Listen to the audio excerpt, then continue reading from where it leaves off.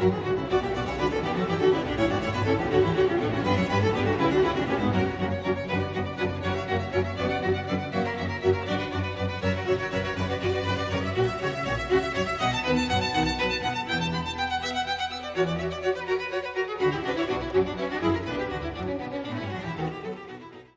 welcome everyone. Welcome back. And I'm so thrilled that we have another fantastic guest. This is the great Professor Niels Berentsen.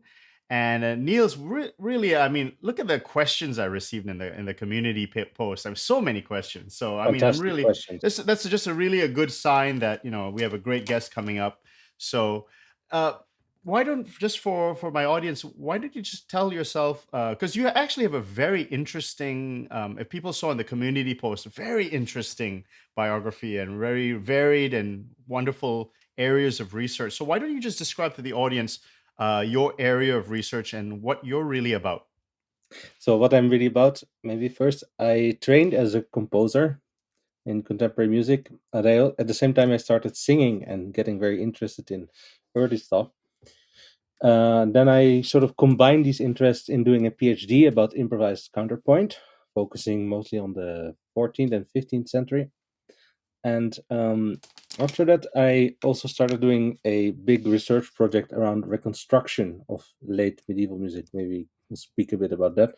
So I'm really about, let's say, composition. And of course, composition also implies improvisation in the late Middle Ages and the Renaissance. Now, can I ask, why did you choose such an early period, and what was the thing that pushed you in that direction? Well, it was music, first of all, that I loved singing. So I love polyphony. I love the experience when different voices come together and make this great sound, which is individual yet also collective. What country are you from again? I'm Dutch. Dutch. Okay, does then that obviously is a very rich history, right? Yes. So we have already earliest polyphonic composition dating around 1400. That's I think really early in European Wow. context.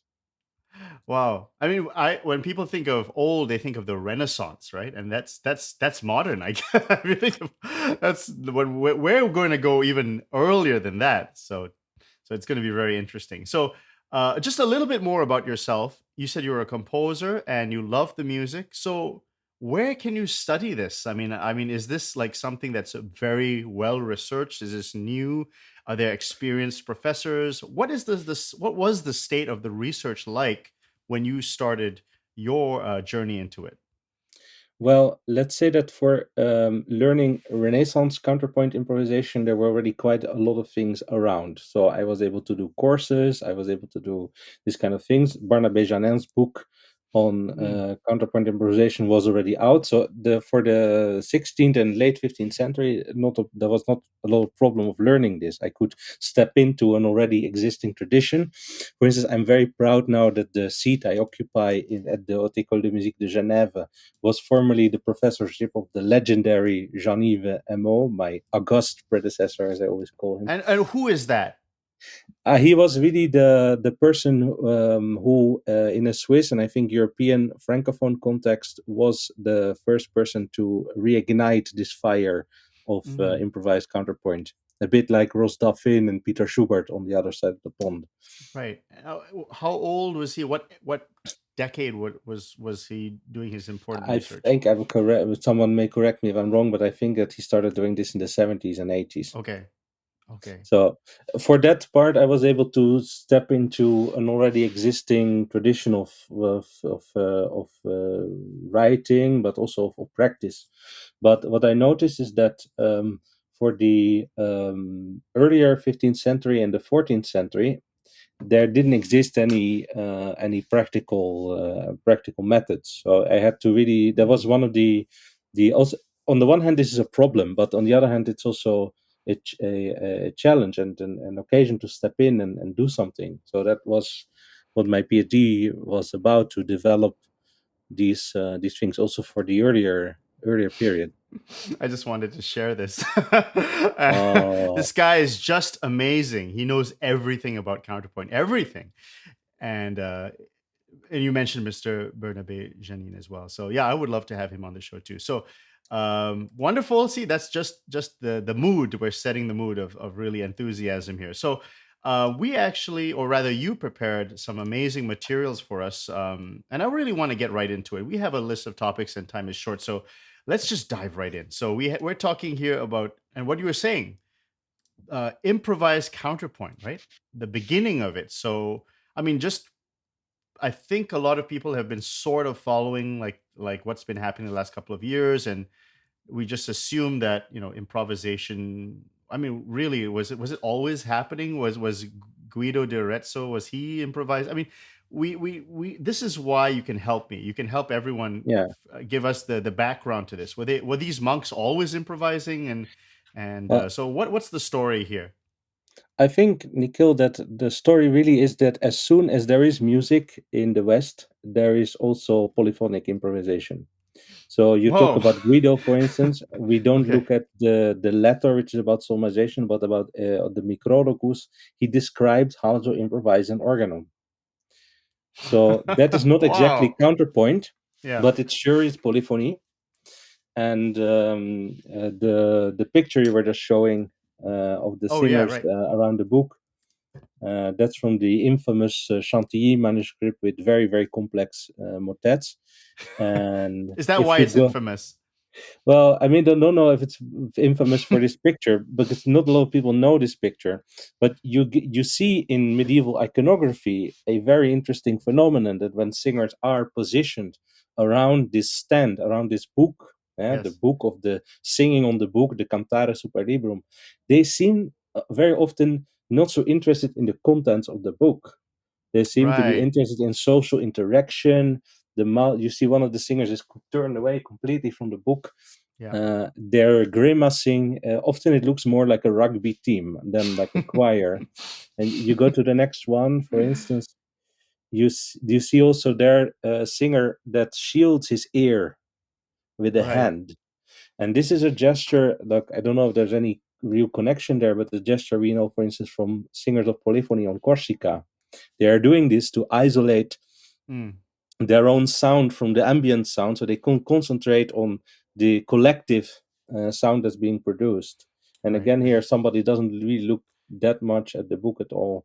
Right. So I think that the iconography also is trying to tell you something about what singing together is here. Yeah. You know what I've always like I've been reading a lot of philosophy recently, and I was just thinking to myself, my goodness, I mean, when you study like logic and rhetoric, these people were so smart. I mean, like so smart, like Aristotle. It's like astonishingly how smart they are. So for me, if you take any time period, it's not like we became much smarter. I just feel like I can totally believe instantly that there would be incredible improvisers almost at any period in history. So for me to for what you're saying, I can instantly believe it that there would be some really phenomenal high level things happening just because the human brain is able to do this, and I don't think they were that much different physiologically 1,000 or even 2,000 years ago.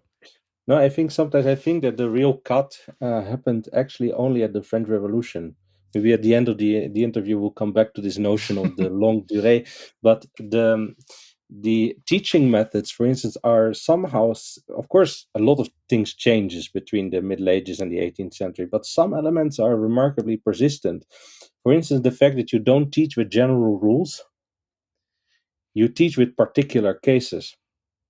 Of course, these cases have something to do with each other, but the way, for instance, in which the Vatican Organum Treatise organizes melodic formulae, it is very similar to a partimental treatise. It teaches the progression on the top of a chant progression, as a partimental treatise does it with the progression of a bass. So Right. there are elements about the building of this this memory palace, this immense stockage, this repository of musical elements. And here you see, for instance, that already very early they were aware that this count in the 14th century, or counterpoint in the 15th century, is written and is vocal. So the anonymous two, for instance, the end of the 13th century. So you can compose, or you can produce discount ex improviso, Mm. from the unforeseen. And Prosdocimus, in the early 15th century, he says that counterpoint is twofold, a bit like tinctoris. It's either written or vocal, and that what is vocal is sung, and what is written, surprisingly. So Wow. they're aware that they say it's actually there are two articulations of the art of counterpoint, or the art of discount, or organum, I guess, before, uh, but they are the same art. Composition is Wow. not a strictly divorced Right. from improvisation. Right. Right. And you get this kind of very interesting things, for instance, this kind of practical traces of it. Maybe you can see that there are solmization syllables written on top of this Yeah. benedicamus. So you see sol, fa, fa sol, re fa, and this is not the solmization of the written part. This is a solmization of a part you can add to it. So Wow. this chant is here on the hand, and the counterpoint should begin on de sol re, on this note. So you get a trace of a singer that wanted to keep in mind maybe the skeleton of a melody he was improvising, or the simple counterpoint of what he was improvising, and wrote it down in solmization syllables on That's top of the incredible. document. And this dates around 1400. That's incredible. Wow. Okay. I so this the Benedicamus Domino. Okay. And Yeah, then here's another one from that yeah. same document. It's not the same document, but it's the same tradition, I guess. Northern Okay. Italian tradition around 1400, and we have a lot of these Benedicamus Domino. It's a fantastic thing. It's the last chant of the Mass Ordinary, so Mm. I guess it was the occasion for something festive, something extraordinary. And again, of course, it's not an improvisation, but you see the tenor in equal notes. You see where the small b of Benedicamus on the, so they're you should sing these as longs. Bene, and then on top there is a part that moves with much quicker rhythm. Um, and these are exactly like what is later described as cantare super librum. Already in the very beginning of the 15th century, this tradition seemed to have been well established in the north of Italy. The pre-Renaissance, before the Renaissance. Yes, This is exactly. going So strong. Yeah. the Renaissance, Renaissance is interesting idea in some respects, but practices are ignorant of this kind of demarcation. They Mm. have developed slowly, and nobody throughout the old, when in I guess around 1470 they decided now this is the musical Renaissance. Right. They Right. kept, So you're yeah, saying even before like we make this thing about the Baroque and the Renaissance being this two different things, and then the Baroque and classical, and then the classical and romantic. Where even now we're going even further back, and you can say the same thing about pre-Renaissance or the 15th century and the 16th century. There is also another thread going through, and that's incredible. yeah. This is the when you really get down into the bolts, nuts and bolts of the music. What you realize is that these separations that we have created for purposes of teaching, maybe, or for historiographical reasons, really the historical record is ignorant of them. So this tradition of what later, 70 years later, it's called Cantare Super Librum by Tinctoris, but the same tradition already exists a century before almost. Can I ask? I mean, I don't know much, so I want to ask some basic questions. So, for instance, Please. Joscan, he's isn't he a 15th century musician? In the did was it late 15th century for him? Yeah, well, Josquin, of course, is an extremely well-known Renaissance composer, Right. because he got extremely famous in the Renaissance. Also, got heralded as the first sort of genius composer in the same sense they had genius painters like Michelangelo or genius writers like Torquato Tasso, and then Josquin is part of that sort of first name basis group of people in the 16th century. But this was somebody that was formed in Flanders in the late 15th century with all the traditions of the Flemish cathedral schools. So a musician in really a tradition of oral learning of counterpoint. I think if we can trust Coquelicot, who wrote in his treatise that he was a student of Josquin, um, we may be able to see there that he himself also continued teaching in that way without much theoretical elements, really practical based. Composition comes out only after you have already mastered singing in various ways on the plain song. Um, I can totally see that Josquin was in that tradition still of the great cathedral schools of the north, namely Cambrai, and another places like Paris also. So you said Flanders, modern day Flanders would be which country? Is that Belgium or is that That's Belgium, yeah. Belgium? Okay. But we speak about this whole area of the Low Countries, sort of in the north, the south, the current Netherlands, Mhm. Belgium, including also Wallonia, and up to the north of France, really as the hothouse of polyphonic production at this period. The hot house. Yeah. Okay, so let's keep going there. This is a really a fantastic journey. So let's talk about computational analysis. Ah, yeah, that's So another fun thing. In my research project, what we try to do is to, because this early type of counterpoint, there are a lot of things we do not understand. And we thought that a computational approach, so asking computer algorithm to do a contrapuntal analysis for us, would be able to clear up some things for us, or at least the computer would be able to do it in a much more rigorous way than we would be able to do. So what you see here is on the top line is the original Cantus upper voice of a counterpoint exercise from the treatise of this Antonius de Leno, which is, by the way, again the same area, the Veneto, around 1400. And on the very bottom, you see the tenor. So you see a voice that goes ta da da ding ta ta ta re da ta ta rom ti ti ta ta ta, etc. Then the treatise of Delano gives three levels of complexity for studying counterpoint. It gives note against note counterpoint. It gives three notes against one and two notes against one. So it's like a proto-species kind of approach. And again, already around 1400.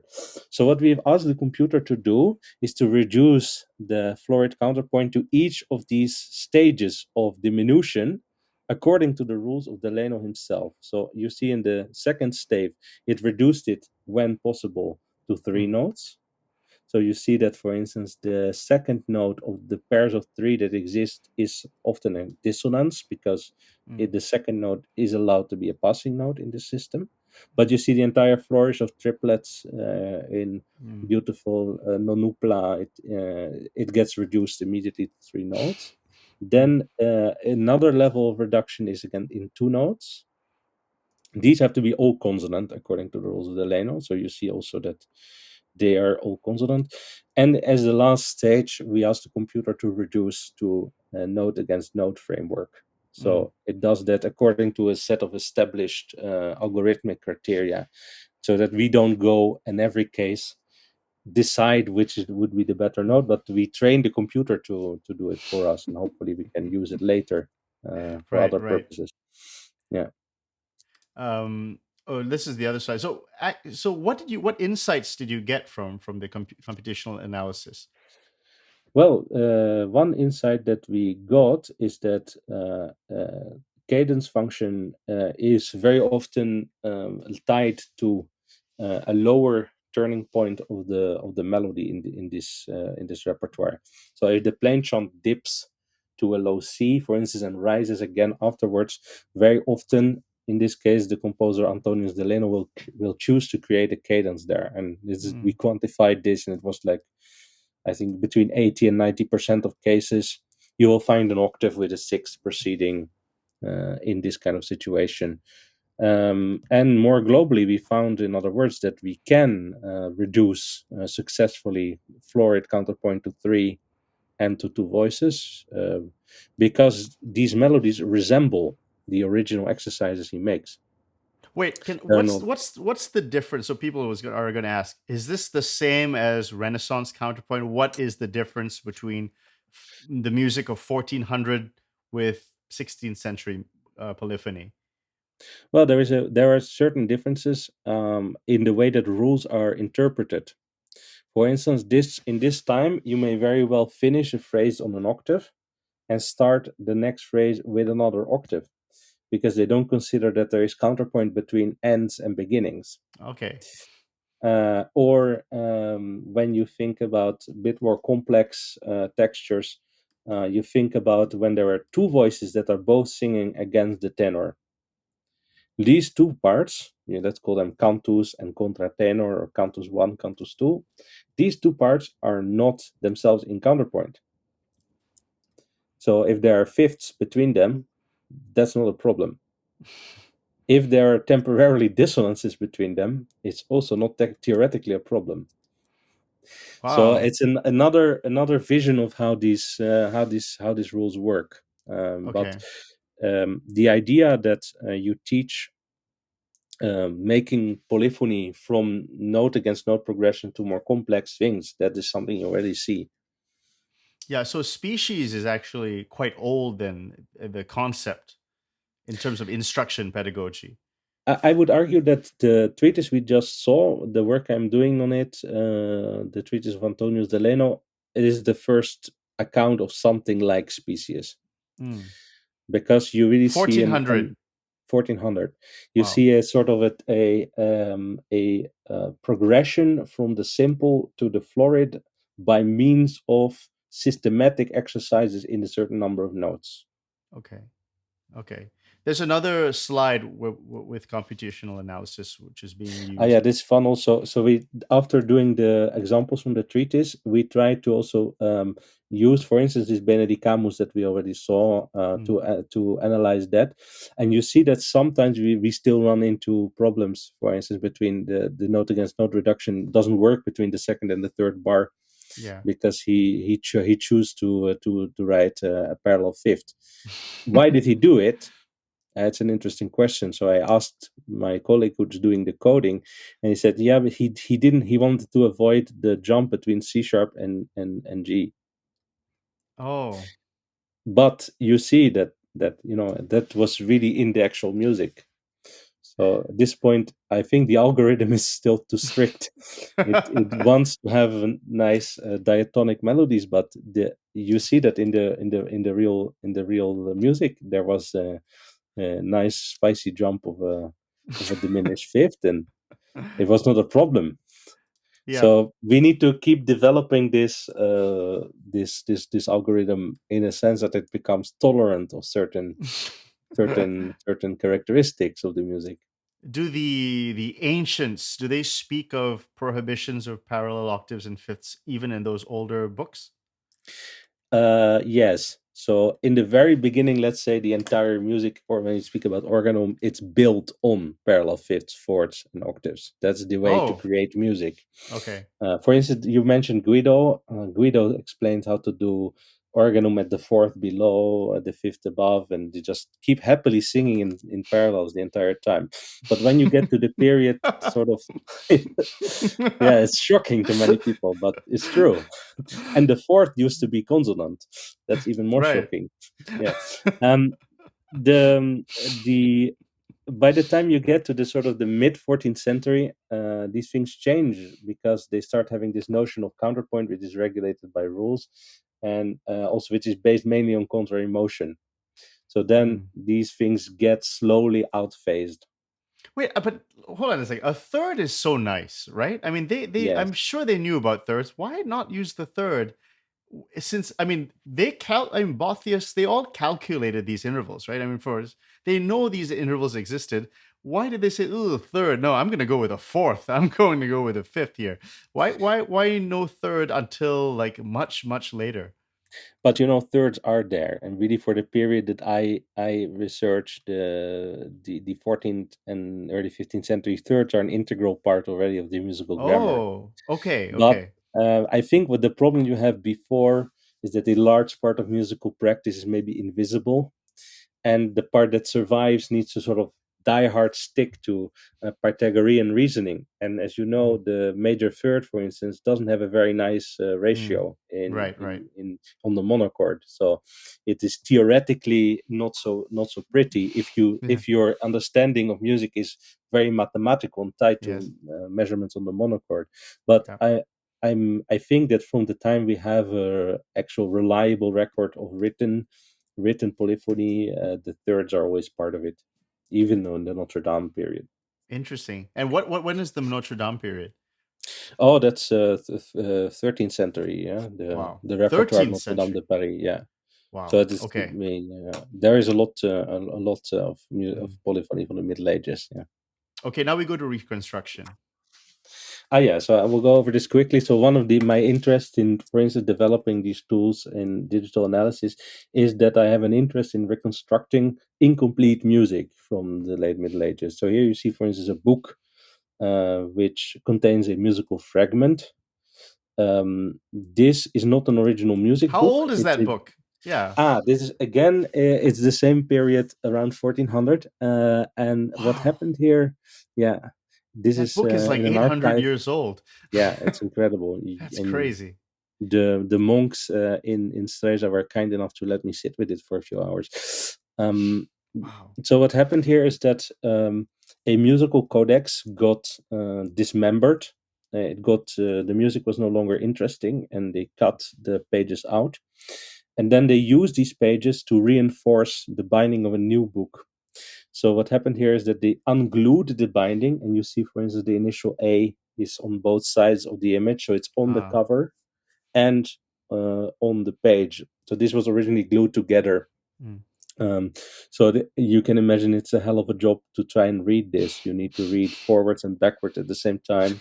And in the same manuscript, there are pieces that miss parts because when you cut up a musical source, parts get lost. They get placed in different places or thrown away. So there are musical compositions that lack one, two, three voices, and they are not easily performable. Let's say in their current This is state. insane. Yeah. Wow. That's really cool. So, who is Johannes Ciconia? Is that, did I say his name right? Yeah, so this is the now we consider him the main important composer in between Guillaume de Machaut in the 14th century and Dufay in the sort of mid 15th century. He was a figure that's very interesting. One of the first people from that area in the Low Countries who came to Italy to work there. So generations before Josquin and that kind of people, there were already musicians coming from the north to work in Italy, and that's Okay. a very interesting composer who happens also to have a few compositions that are damaged in this way. So my research is about trying to restore these unfinished pieces or Hmm. incomplete pieces. Yeah. I noticed here the papal chapels in Rome. That's just like Palestrina, just like Josquin. That seemed to be Yeah, like you prove yourself. You go to Rome and you're like one of the yeah. best. And already in that time, this papal chapel, although they had competition from Avignon, there were All two right. popes at the time. Yes. This was a very prestigious place to be. So you see also that these institutions have a very long history. Already 2 centuries before Palestrina, the same musical institution would already attract famous musicians. Right. Oh, yeah, so this is another part of that same fragment source, where you see, if you go to the next slide, you can see what happened here is that the opposing page is lost. So you have for both the pieces that are written on this, there is a voice missing. So the fragment transmits the cantus, upper voice, and then we are missing the lower part. So that my job is to in this project is to look at complete compositions by Ciconia and to see if there are ways in which I can figure out the behavior of the part that would have been lost. That's incredible. I mean, I'm speechless. I don't really know how to react to that. That's so cool. No, but it's a problem that exists also for much later repertoires. You imagine in the 15th century, the 17th, 16th century, what happens to a set of part books Yeah, when part book gets lost. yeah. It may be that it's in another library, but you get cases in which collections are incomplete, Mm. and I think And it's another very is his work? interesting. Sorry, Excuse me. but I just Go wanted ahead. to ask: is his work well documented, Ciccone, or is it sort of all over the place? No, it's well researched. Let's say for a medieval composer, it's actually well researched. Okay. But previous scholars have been a bit hesitant to sort of get their hands dirty and reconstruct. There are various reasons for that. Amongst others, I think that it was not thought such a good thing to interfere with the musical text. Yeah. And I feel that it's been a thing that we've gotten more tolerant of lately. Right. That we can view reconstruction, maybe even in cases when it really needs to remain a hypothesis, we are not sure whether it really was like that, can be a contribution towards understanding the incomplete material. You said tolerant. Um, Was there a time where they were intolerant to these sorts of studies? well, I don't know. Maybe it was just something no one thought of back in the time because they were busy doing other things. But I find that at this point where we are with scholarship on this music, a pity that certain compositions barely get talked about. They barely get performed because, of course, you cannot really perform a ruin, or and they don't get analyzed. And when people speak about the corpus of music, like Hmm. the ballate or motets of Cicconia, we don't speak about these incomplete pieces because it's so hard to compare them with the complete ones. Mm. So I think it's a matter also of doing justice to those pieces that were in the unfortunate circumstance of surviving incomplete. To give them a life sort of beyond just the appendix of a complete works edition, where they Mm. usually end up. Yeah, you piqued my interest on him. But before we move on to this really interesting topic, long history of improvisational models, can you recommend some music by Ciconia that was worth for people who don't know him at all? What should they listen to first? Well, what makes really an impression are the motets, O Padua. You can think of also Ute per omnes. Wonderful. Maybe we can put it in the links to the Yeah, interview absolutely. later. They are wonderful. Also, what is very interesting and not a lot of people know is that in the ballate of Johannes Ciconia, for instance, in Poike Partir, there are instances, for instance, with word painting. So again, Mm. something very early. You have the word sospiri, which you have with interrupted rests. It's something we associate with the generation of Caccini and Monteverdi, but yeah, a couple of Right back generations there in the before, fourth. Yeah, some people were thinking about rhetorical delivery. So yeah. I also recommend the Italian texted pieces, which are pretty wonderful in some respect. Sorry for the tangent, but you mentioned rhetoric. Was that something that they talked about in the 14th century? Well, rhetoric was part of the teaching, part also of the teaching of grammar. But what is actually interesting about the period of Chiconia is that it sort of begins to receive its renaissance. Mm. Rhetoric is an independent discipline. So I think also Jason Stussel, for instance, a scholar from Australia, has written a lot about Chiconia's and his contemporaries' relationship with emotions. And you can really see that there are rhetorical devices present in the music of that generation. Mm. So again, it's a part of history which we think, okay, rhetoric starts to be important in the beginning of the 16th century, or Yeah. the Seicento in the beginning of the 17th century. Yes. But it already has a history much further back. Yeah. Uh, yeah, Yeah. I mean, I'm not I honestly, I'm not surprised at anything anymore. So, so I no, think this is really cool. So, please, what is the history of improvisation models for polyphony and that sort of thing? well, it depends on what you're looking at. So we can, for instance, we can turn to the first example that I have here. I was made aware of this by the project that Philippe Canguilhem ran quite a few years back. This is a plain chant method published by a certain Abbé Bonhour in Toulouse in 1840. Now you maybe Oh, know better than 1840. Mm, you know maybe better than me what was going on in 1840. I imagine Gounod or something like this. mm, But when you look at it, first of all, you see plain chant neumes being used to write a yes. four-part piece. Then what you see is a type of polyphony in um, three five chords that is really characteristic of sort of Renaissance falso bordone. Mm, There are a couple of spicy chords. I don't know if they are a mistake, but for instance, when you look at the syllable tu of venturus, you yeah. see that a B sharp clashing with a C, Yeah. a B natural clashing with a C. Some other weird things happen here, but you know the basic structure that there are fifths and octaves and thirds between the voice of the dessus, which is the tenor voice, and the bass.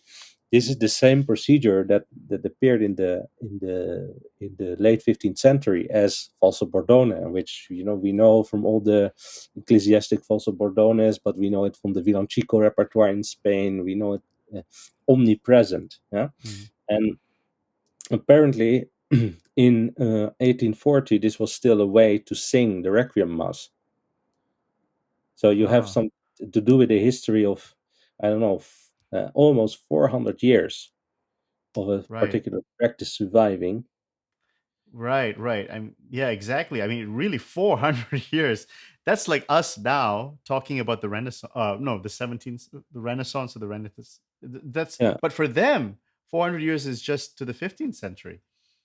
yeah, and I think that the people, of course, didn't have the same kind of historical consciousness that we have in the modern era. They were just doing this. It was not a question of out with the old, in with the new. In certain rural areas, they kept using whatever music was Yeah, fitting and had a purpose. So you yeah. see examples of this, and you see them also earlier period. If you turn the slide, you will find a little example of a piece that I wrote about recently, which is from Nijmegen, so from Holland, the Ah, Universiteitsbibliotheek, originally from Amsterdam, yep, from the Beguinage, which was a female monastic, sort of pseudo monastic community. And this manuscript was written around 1610. So we're bang in the middle of the Reformation. yep, You must imagine the begins are being, the Protestants cannot really evict them from their homes because they're yep. privately owned, but Catholicism is really frowned upon, etc. Mm, And then what do they write? In terms of devotional music, they write music that could be, if you look at the first stuff, for instance, could be straight out of a 13th century manuscript. So yeah, it's again a enormous time lapse. Uh, of course, in a religious community where keeping the old has its own value, yeah. but nevertheless, it must have been important to them. And these pieces they are not old pieces that are being copied. They are really new pieces. This is as much from 1610 as I don't know what else was published in 1610, maybe So are Monteverdi you saying Orfeo. that they composed it in the same manner as it was composed 200 years, like something Yeah. like that? uh, I'm convinced, reading also the secondary literature about this, there are no known versions of this piece before this manuscript, that it was a new composition. Wow, wow. So not And only did they maintain the music, they maintained the tradition of music making uh, from that period. Incredible. yeah, That's really interesting. so there are pockets and communities which keep these traditional ways of music making, and it happens that ways of crafting music from Yeah. really early periods survive really late. And Yeah. this was my way of thinking a bit about this. Faut-il vraiment découper l'histoire en tranches? The French title is a little bit more interesting than the English one. Do we really have to cut up history into slices? Yeah. This was sort of, at some point, it became my manifesto. Um, I mean, because you it's not true that it's not the periods are just not true if you look at the all these examples. No, I think that they may be helpful in some sense as a sort of the pegs that you put for hanging clothes, that people class one type of phenomenon there, sort of Right. like how to get your way around chronology, Yeah. but is terribly unhelpful in Yes. other respects. Yeah. Um, That's a good so way of you, putting it. Yeah. yeah, Yeah. so the tradition doesn't care whether you call it Renaissance or Baroque. Yeah. Yeah. Um, okay, so that here we go to a big improvisation in the classroom.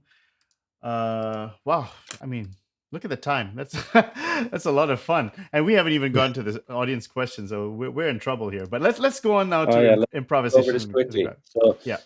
ever since I started teaching counterpoint, which I started doing in the Royal Conservatoire of The Hague, at the point I've always done improvisation because I felt that it was the way to really connect people with making this stuff, Mm, and not as a sort of calculus of mm, how intervals go to the next one, but as a way of really integrating also physically in yeah. an embodied sense this.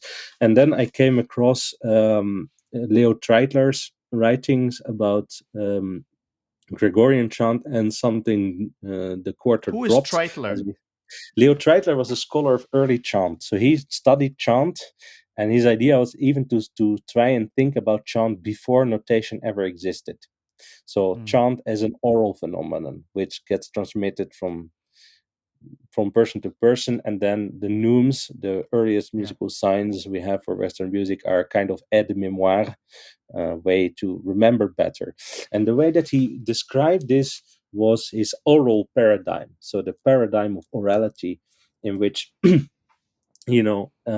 improvisation merges seamlessly into memorization, Mm, because when you have formulae stocked in your memory, yeah. you use your memory to improvise, you know and to memorize or to improvise is not really very different from notating, because the same process is taking place, just slower. You need to move your pen across your parchment or your sheet, yeah.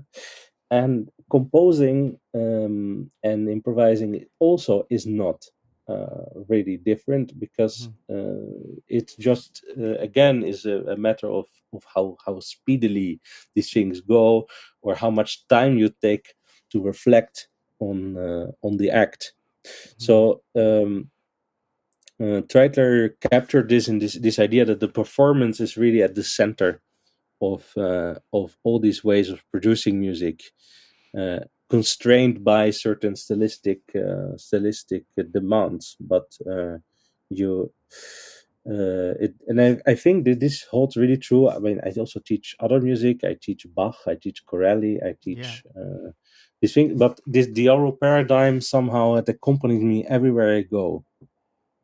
Yeah. So let's before we dive in, I just wanted to ask there's no hierarchy here. Well, maybe performance is the goal, but memorization, improvisation, composition, notation, because I know that some people place composition above improvisation, that you improvise so that you become a better composer, or that sort of thing, that's Actually, Lusitano, who was I just took this book here because it's fantastic. Lusitano, which was edited by Philippe Canguilhem, he says that a way to become a better improviser is to write some compositions. there you go. So It can be the other way around. But Yeah. as you say very rightly, the central goal for all these people, and maybe that's different for us today, yeah, but is to be able to sing and to play, Mm, and all these other activities, they're ancillary. They serve the performance, and one is right. not necessarily more important than the other at all. I saw a quote by Guido being, I don't know if the word is annoyed by maybe his colleagues spending too much time memorizing, but he wanted them to learn how to read or something like that. Yes.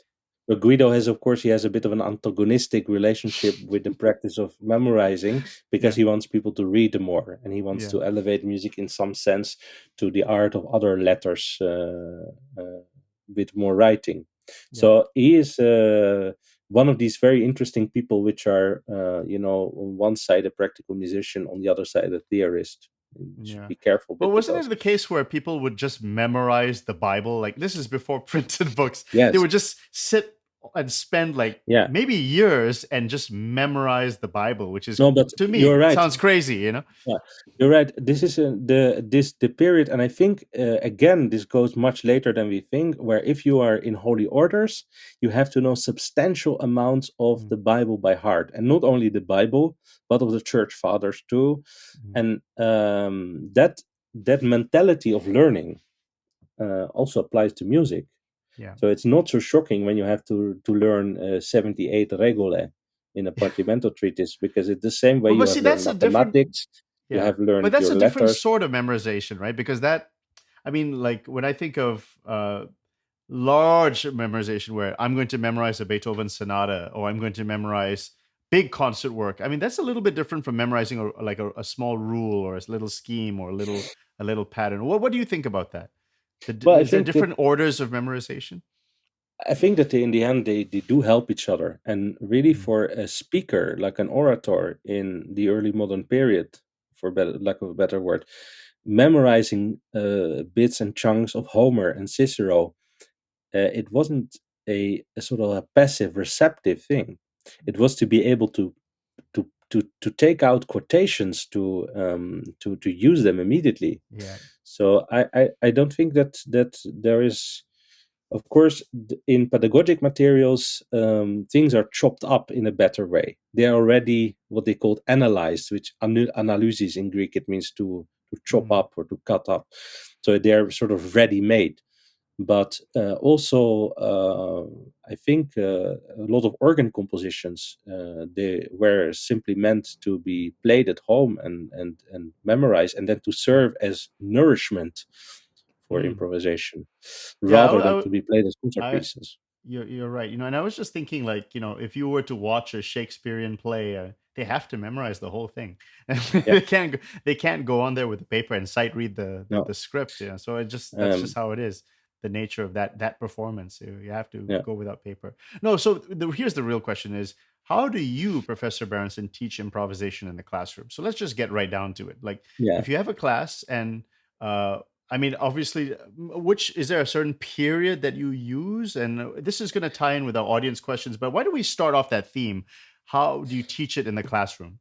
So I know for my general courses for the all the bachelor student, I start always teaching Renaissance counterpoint. So I teach improvisation on a cantus firmus with the classic paradigm of counterpoint as it was in the 16th century, approximately.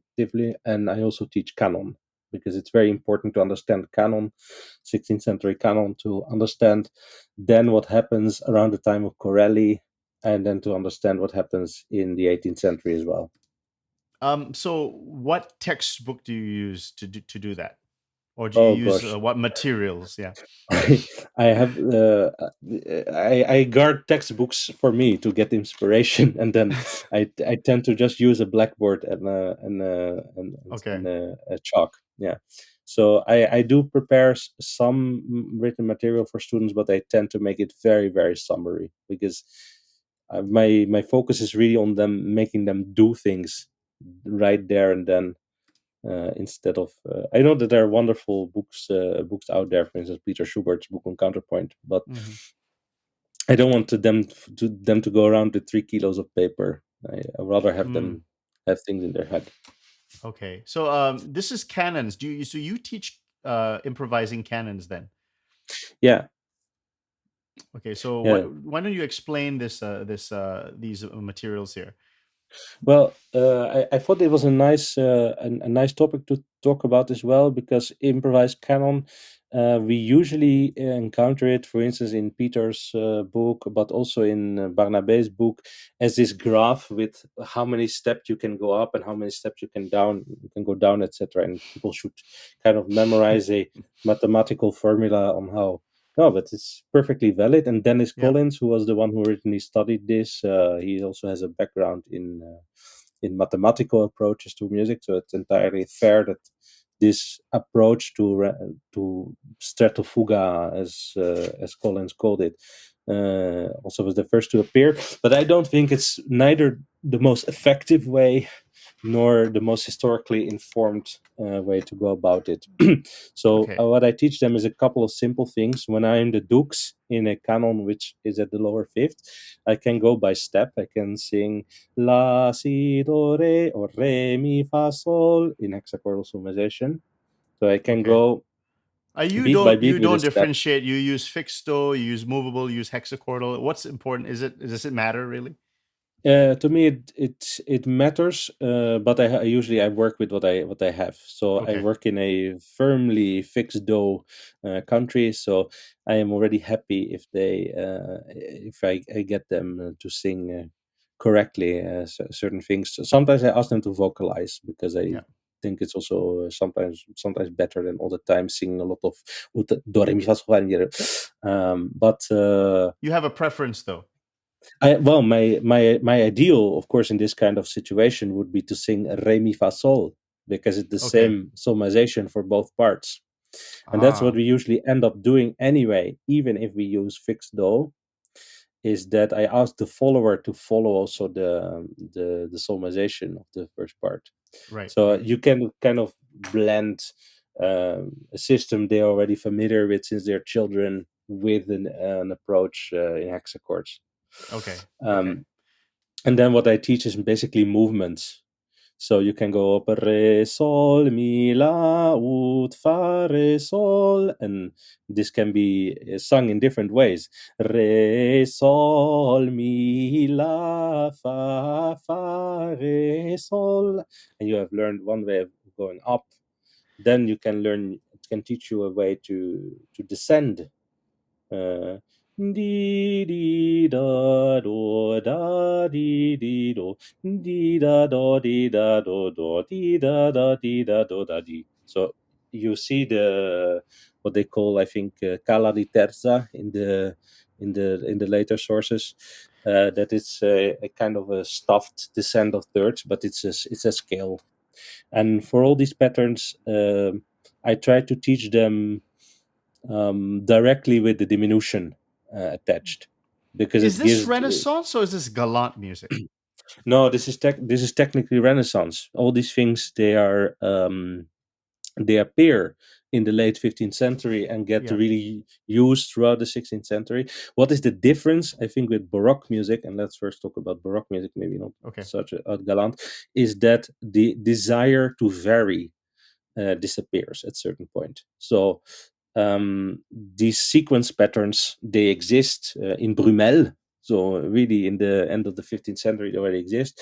But by, let's say, the time of Corelli and early already, they get just used so extensively that you don't no longer hear the Renaissance desire for varietas, to change quickly from one thing to the other, to not as to have all the time the same intervallic Oh. structures. But let's say the ingredients are there, and I think it's also interesting to teach them. It gives students just blocks of material to work with. Hmm. And what do you They what have about keys? Do they work in modes or major and minor? How does that work? They do work in modes, and I think with canons, especially with fifth canons, I tend to restrict using it to a D mode or an F mode. So the D mode is the principal ancestor of minor, you could say, but it has the particularity of the sixth degree that is either flat or sharp. depending on which fifth you need to get pure. Um, and works very well because you can have a comes in D and a dux in A, or the inverse. So both parts are fine, and the same goes for F mode. So the Lydian mode, in which you can have a dux in the F and a comes in C, and the Mm. inverse, and it works also very well. I watched So the I guess the early music sources video on modes, and my sense of what what I thought the video was saying was that there was generally no fixed continent wide way of approaching modes. So is there some standardization of thinking in terms of modes, or how do you decide on one standard? um, I don't really decide on one standard. I tend to explain to students that different authors class mode in different ways. Okay. So by this time in the 16th century, you also have a 12 mode system. But the only traditional core of thinking about modes was the octoegos, the 8 modes, Okay. which is of course tied to chant. But that's the one thing that everybody would have known. So I tend to use also a bit neutral language. I say D mode. I might say protus or deuterus, or this kind of terms that maybe people are not familiar with. I try to avoid a little bit saying Lydian, Mixolydian, because it can lead to also people that are familiar with jazz, for instance, to think Mm. about it in a bit different way than I would like. Um, What's the so different way? it's a Because I know I have negotiation. that I totally know that jazz background, the sharp, the raised fourth. So what do you Yeah. what's the difference? Well, it's exactly that, the raised fourth. You imagine that this fourth is somehow an unnatural part of the diatonic system, and also because you can place it just on any pitch. And it is also, it's a misrepresentation in certain sense of the intervallic content of the modes. So if you think of Dorian as being sort of D minor but without the leading tone, Yeah. for contrapuntal music that already doesn't work, because very often you're going to have a C sharp, and you're going to have all the time B Right, flats, right. That's because true. they're Yeah. simply part of, like when I sing Gaudeamus in Gregorian chant, Mm. I already have a C bemol, a B flat.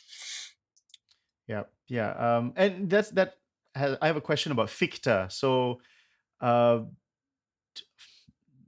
who is it? I think it was Professor Baragwanath, or they were talking about the fact that do we know that, I mean, do they sound like very alien kind of the, or did it sound more like you said, they added the leading tones to these modes, or like they didn't have a raised fourth scale degree, they like some things were not written, but in practice Yeah, they made it sound more like a little bit more yeah. normal. Yeah, so what's that, what happened there with ficta?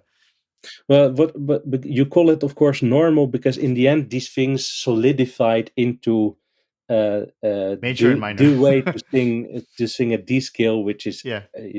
by the end of the 17th century, it basically is D minor. Yeah. But it started out as something else. It started out as the articulation of polyphonic phenomena in pieces in a certain mode.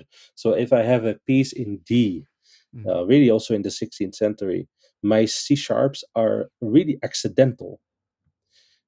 They appear only when there is a cadence towards D, or perhaps in some other special So when it's circumstances. moving around, there might not be a C sharp then. No, and there may be a G sharp when it goes to a cadence on A, or an F sharp when there's temporarily a cadence to G. And these are not modulations, they are cadential articulations that take place within the framework of a piece that is should be conceived of as modally. Hmm. That's so high level.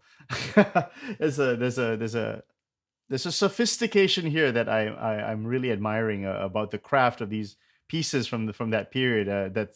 That honestly, I think it astounds the modern mind, because the modern mind is in some ways has boxed itself in terms of how we're starting to view music.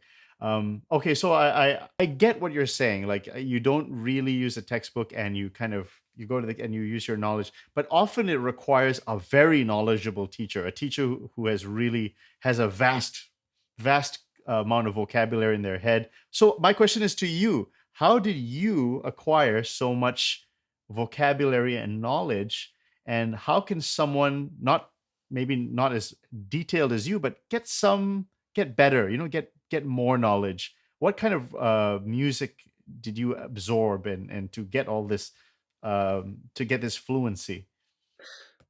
Well, of course, you absorb the music, but you also have to absorb the work that other people did before you. Yeah, it is the old medieval metaphor of standing on the shoulders of giants.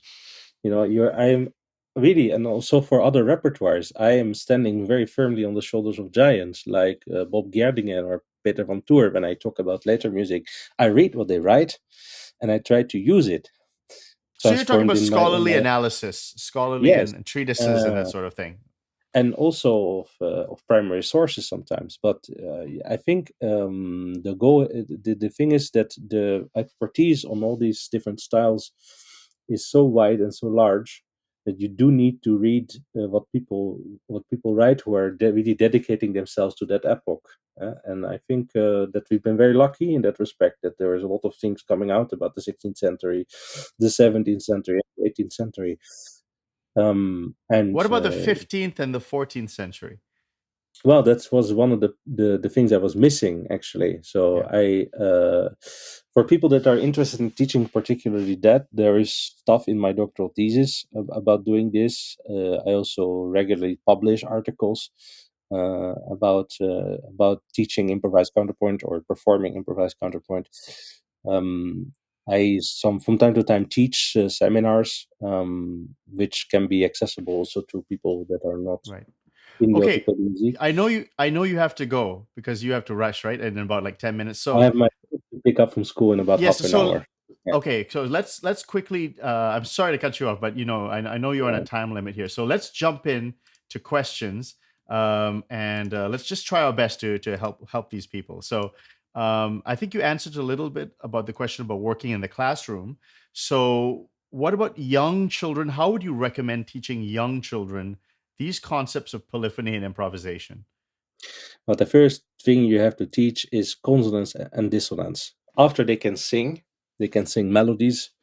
You have to in some way get them involved with consonances, two voice music. So it can be in the shape of canons, can be in the shape of singing parallel fifths. It's great fun. Can be singing parallel thirds. So they get a sense of what it's like to sing in two voices, and this is happening also in pop music. So it's not necessarily divorced from real life musical experience of many children. And then I would say, if it goes a little bit further, you can introduce them to notions of cadence. So how do you prepare seventh in a cadence, etc. And then doesn't have to get much further than that. This kind of games can be played on the piano. They can be done singing or with the violin. Use your intuition as a teacher or as a parent to What get them started. materials do you have? Any recommendations of Oh, repertoire materials? for those who read French, there is a wonderful book by Joël Gauvrits, which is called, in English, I would say, 1,000 Years in Two Voices. I've been able to give a little bit of tips to Joël when he was redacting this. And it contains a lot of melodies, or actually little duets, which a little bit more advanced students can use to get acquainted with a certain style, and then also do a little bit of improvisation in the style. So really going from the earliest organum to I think there's Bartok in there also. So it's really a Right. nice book. You can put the Right. link, Okay. I think, in the chat. That's great. Okay, let's try another question. How would your guest recommend contrapuntal improvisation for a beginning organist? Yes. So I And a think for secondary modal titulus to De Grigny as well, the tonal. yeah, That's in the second particular, question. Yeah. I do not really. I think that maybe we have answered part of this already. But how do you begin doing it? How I started doing it myself is to take melodies, for instance, the Genevan Psalter or Lutheran hymn or something like that, and figuring out how these melodies can work against themselves. For instance, if you have Ein feste Burg ist unser Gott, you see if you can imitate that at a certain point at the lower fifth, or at the upper fifth, or at the octave, etc., and you make a little module out of that, and that really you can use it for a sort of pseudo fugue exposition in a motet style. You put it first in the soprano, with an answer in the alto, and then the same thing you repeat once more for the tenor and bass, maybe continuing one line over it, and you Sounds a little high build. level for a beginning organist, though. Well, Maybe that's I don't know. Of course, you have to already being able to play the organ. But I would say that counterpoint really starts from the vocal model. So learn canon, two voice counterpoint. You can also do it on your instrument, and then you can start to developing this kind of playing around with hymns and such. perfect. Okay. Greetings from Venezuela. What's the Greetings back. minimum knowledge a student must have to start counterpoint or classical improvisation, and what's the difference between the two of them? As I said, I don't think there is a difference between the two of them. Not strictly. Um, and the first part of the question, what's the minimum knowledge? I think you should be able to control your voice or the instrument you're playing to the level that I can, or whatever teacher you'll be with, can judge whether what you're playing or singing is correct, and that's really the only requirement. It would be nice if you already know how to read a melody, but I think at that point you're interested enough in music that you can do that. So really, it's not that much. Okay, great. Okay, so a bigger question now. So talking about co-locations, and I think there was another question about co-locations here. I think, yeah, co-location. Okay, so before we get to that, so does the two-voice skeleton or structural melody determine formal function in the Baroque? So this is talking about the Baroque now. In the Baroque period, if so, where can we learn more? Um, Yeah, so this is it's I really have the to say, difference between Baroque and Galant. There's a little bit of a change going into the Galant compared to the Baroque. yeah. So again, I have to say this is not strictly my area of expertise, but I have a little bit of experience, especially with Corelli. What I feel is the difference between that and the later things is that it really matters also what is happening inside the inside voices, like your second violin, your first violin, or the voices in your right hand. They are sometimes more important, or let's say they are decided upon first before a bass is added. So this really outer voice only thinking, which I don't know either if that's a fair way to talk about Galant music, but what I think it definitely is still very important in the time of Corelli and Vivaldi and this kind of composers is at least a three-part structure, if not four-part. It's not the top part may be accidentally on top, but it's not necessarily the most important Mhm. contrapuntally. Here's another question. I think building on co-locations, secunda practica. Um, Yeah, yeah. seconda pratica is another one of these fun things. That was a term that was invented by Monteverdi's brother to justify horrible Oh. or horrible things that went against the rules of counterpoint. No, but so again, so something to watch out for. Yeah, seconda pratica. What is it? What do we mean by it? Um, I think what we mean is a certain freer use of dissonance that appears in the 17th century, uh, and it's clear that in certain types of music, accompanied monody, there are other concerns than always the correct resolution of dissonances, for instance. But yeah, a large part of 17th century music does stuck to the old practice as well. Huh? Let's not forget that. Right, right, right. And the final question, how is the relationship between strict and soft rules in the pedagogy of improvised counterpoint? Well, I think it's both somehow. It's a really nice question because it talks about it touches on this theme about what is the relationship between rules and practice. And you have to imagine by the 16th, 17th, 18th century, these rules of counterpoint, thou shalt not do two parallel fifths, thy counterpoint shall finish in a perfect consonance, etc. They are already hundreds of years old. So the rules exist and they are transmitted by the theorists in a way that is also a reference to tradition. The But the rule, ancients said, the yeah, ancient, yeah.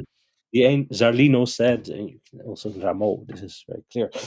Uh, um, but so there is by the time, for instance, Mozart is teaching the rules of counterpoint, these rules are easily 400 or 500 years old. So they cannot really mean the same thing in the 18th century as they meant back in the 14th century. That means, I think, also for me, that practices are always moving the stuff. They are what you learn, and then you learn how to do certain things. So when I teach just improvising simple counterpoint, I first tell them which progressions are allowed. What can you do when you're faced with this tenor? You can do this, this, this, and this, and this.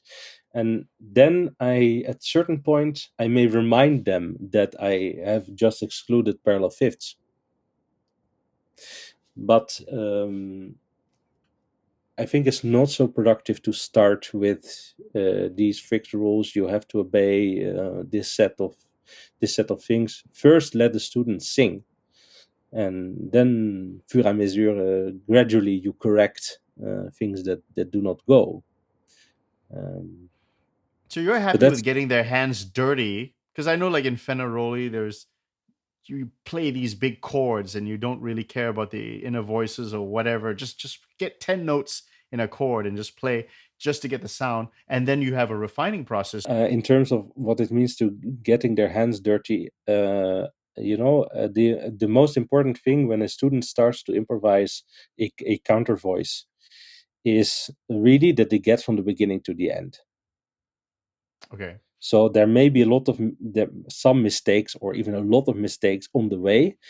If the first note is correct, the cadence is correct, it is already a small victory. And then you can go back and you can start on refining the result. But I think the mistakes are unavoidable in the beginning, and certain things that we may not accept really in terms of composition. For instance, in the 16th century, they just did them when they were improvising. I think being very strict on what's it called in English, hidden fifths, for instance, is not so productive. Mm. Even in composition, you find all the time hidden fifths, even in two voice music. So whereas you can say that, okay, maybe this is something you can try to avoid, you shouldn't say you can't do it, because it blocks a lot of possibilities for somebody who is trying to Yeah. grapple with the elements first. If I was a student in your class, what homework would you give me? First of all, I think that the main work you would be doing with me would be in the classroom. So I'm lucky enough to have small groups, about 4 to 6 people, and we sing for 1.5 hours.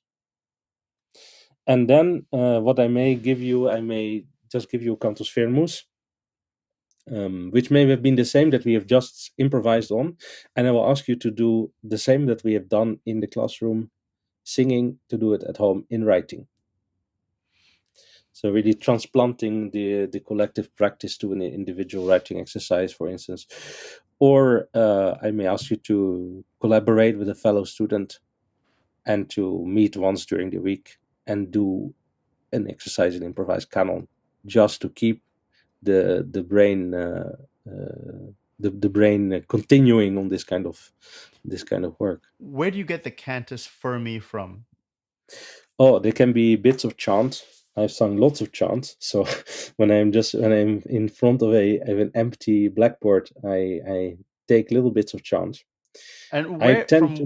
from what chant is that liber usualis? So what sort of chants do you get the source from? What sources do you use? Oh, I'm not very critical. Actually, I've of course when I have sung Gregorian chant, it's usually graduale triplex or some other Okay, modern thing.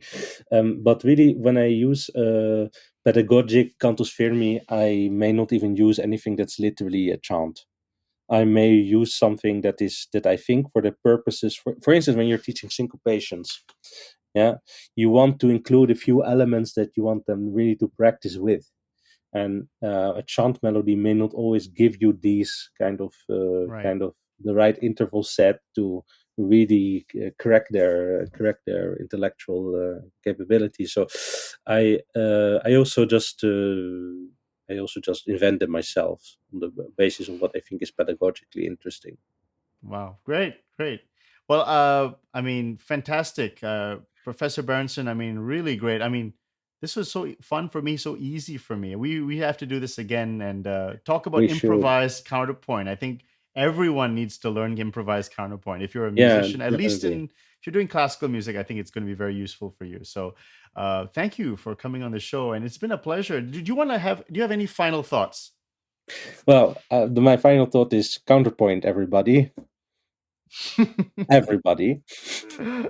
Perfect, perfect. Well, the great Professor Berenson, thank you so much, sir, and we will talk very soon. Bye bye. Thank you so much, Nikhil. See you.